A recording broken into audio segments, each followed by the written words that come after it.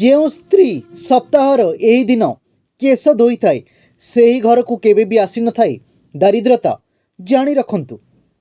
ଏମିତିରେ ତ ପ୍ରତ୍ୟେକ ଦିନ କୌଣସି ନା କୌଣସି ଦେବାଦେବୀଙ୍କର ପୂଜା ଆରାଧନାର ଦିନ ମାନାଯାଏ, କିନ୍ତୁ ମଙ୍ଗଳବାର ସାବିତ୍ରୀ ଦିନଟି ଶ୍ରୀ ହନୁମାନଙ୍କ ଦିନ ମାନାଯାଏ, ଯେଉଁଦିନ ଚମେଲି ତେଲରେ ସିନ୍ଦୁର ମିଶାଇ ସଙ୍କଟ ମୋଚନକୁ ଅର୍ପିତ କରାଯିବା ସହିତ ଚୋଲା ମଧ୍ୟ ଅର୍ପିତ କରାଯାଏ। ଏହି ମଙ୍ଗଳବାର ଦିନ ଶ୍ରୀ ହନୁମାନଙ୍କ ପୂଜାବିଧି ସହିତ ଏକ ସହଜ ଉପାୟ ମଧ୍ୟ କରିପାରିବେ। ଏକ ଅଶ୍ୱତ୍ଥ ପତ୍ର ଆଣି ତାହାକୁ ଭଲ ଭାବରେ ଧୋଇ ସେଥିରେ କେଶରରେ ଶ୍ରୀ ହନୁମାନଙ୍କ ନାମ ଲେଖି ନିଜ ପର୍ସରେ ରଖିଦିଅନ୍ତୁ ଏବଂ ତାହା ଯେଉଁଦିନ ଶୁଖିଯିବ ତାହାକୁ କୌଣସି ଜଳାଶୟରେ ଭସାଇ ଦିଅନ୍ତୁ। ଏହାଦ୍ୱାରା ପର୍ସରେ ଉନ୍ନତି ହେବାରେ ଲାଗିବ। ଯଦି କୌଣସି ବ୍ୟକ୍ତିର ମଙ୍ଗଳ ଦୋଷ ଥାଏ ସେହି ବ୍ୟକ୍ତି ନାଲି ମସୁର ଡାଲି ନିଜ ସାମର୍ଥ୍ୟ ଅନୁଯାୟୀ କୌଣସି ଗରିବ ଲୋକଙ୍କୁ ଦାନ କରିପାରିବେ।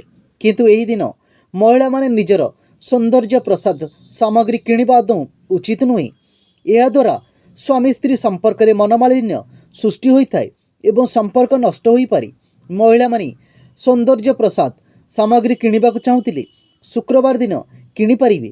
ମଙ୍ଗଳବାର ଦିନ କ୍ଷୀରରେ ତିଆରି ମିଠା ଜିନିଷ ଶ୍ରୀ ହନୁମାନ କିମ୍ବା କୌଣସି ଦେବାଦେବୀଙ୍କୁ ଅର୍ପିତ କରନ୍ତୁ ନାହିଁ।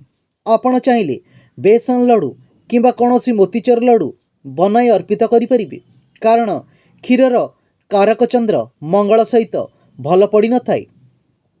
ଏହି ଦିନ ଆଦୌ ମାଂସ ମଦ ସେବନ କରନ୍ତୁ ନାହିଁ ଏବଂ ଶୁଦ୍ଧ ସାତ୍ତ୍ୱିକ ଭୋଜନ କରନ୍ତୁ। ଯଦି ଏହି ବିଷୟରେ କେହି ନ ମାନନ୍ତି ତେବେ ରୋଗ ଉତ୍ପନ୍ନ ହୋଇପାରେ। ମଙ୍ଗଳବାର ଦିନ ଆପଣ ନାଲି ରଙ୍ଗର ବସ୍ତ୍ର କିଣିପାରିବେ, କିନ୍ତୁ କଳା ରଙ୍ଗର ବସ୍ତ୍ର କିଣିବା ବର୍ଜିତ ଅଟେ ଏବଂ ଏହା ସହିତ ଏହି ଦିନ ଘରକୁ ଲୁହା ନିର୍ମିତ କୌଣସି ଜିନିଷ ଘରକୁ ଆଣନ୍ତୁ ନାହିଁ। ଏହି ଦିନ କୌଣସି ଧାରୁଆ ଜିନିଷ ଘରକୁ ଆଣନ୍ତୁ ନାହିଁ ଏବଂ କୌଣସି ଏପରି ବାସନ ଯେଉଁଥିରେ କଳଙ୍କି ଲାଗିଥିବ ତାହାକୁ ଘରର ଈଶାନ୍ୟ କୋଣରେ ରଖନ୍ତୁ ନାହିଁ, ନଚେତ୍ ଏହାଦ୍ୱାରା ଭାରି ମଙ୍ଗଳ ଦୋଷ ଉତ୍ପନ୍ନ ହୋଇଥାଏ। ମଙ୍ଗଳବାର ଦିନ କୌଣସି ମହିଳା କେଶ ଧୋଇବା ବର୍ଜିତ ଅଟେ। ଏହାଦ୍ୱାରା ମଙ୍ଗଳ ଦୋଷ ଲାଗିଥାଏ। ଏହି ଦିନ ମହିଳାମାନେ କେଶ କିମ୍ବା ନଖ କାଟିବା ଏବଂ ପୁରୁଷମାନେ ନଖ କେଶ ଏବଂ ଦାଢ଼ି କାଟିବା ବର୍ଜିତ ଅଟେ। ମଙ୍ଗଳବାର ଦିନ କରଜ ନେବା ଉଚିତ ନୁହେଁ, କାରଣ ଏହି ଦିନ କରଜ ଦେଲେ କିମ୍ବା ନେଲେ ତାହା ସୁଝିବା ସମ୍ଭବ ହୋଇନଥାଏ। ମଙ୍ଗଳବାର ଦିନ ଘରେ ହୋମ କିମ୍ବା ଯଜ୍ଞ କରିବା ଠିକ୍ ହୋଇନଥାଏ, ନଚେତ୍ ଅଗ୍ନିଦେବତା କ୍ରୋଧିତ ହୁଅନ୍ତି। ଏହି ଦିନ ଘରକୁ ଝାଡ଼ୁ ନେଇ ଆସନ୍ତୁ ନାହିଁ। ଏହି ଦିନ ଆପଣ ଭଗବାନ ଗଣେଶଙ୍କୁ ମଧ୍ୟ ନାଲି ଫୁଲ ଅର୍ପିତ କରି ପୂଜା କରିପାରିବେ।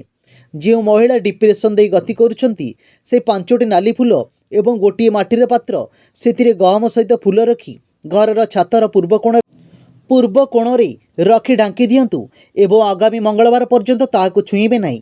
ଆଗାମୀ ମଙ୍ଗଳବାର ଛାତରେ ସବୁ ଗହମକୁ ବିଛାଇ ଦିଅନ୍ତୁ ଏବଂ ଫୁଲକୁ ମନ୍ଦିରରେ ରଖିଦିଅନ୍ତୁ। ଏହାଦ୍ୱାରା ଜୀବନରେ ଯାହା ବି ଚିନ୍ତା ଥିବ ତାହା ଦୂର ହୋଇଯିବ।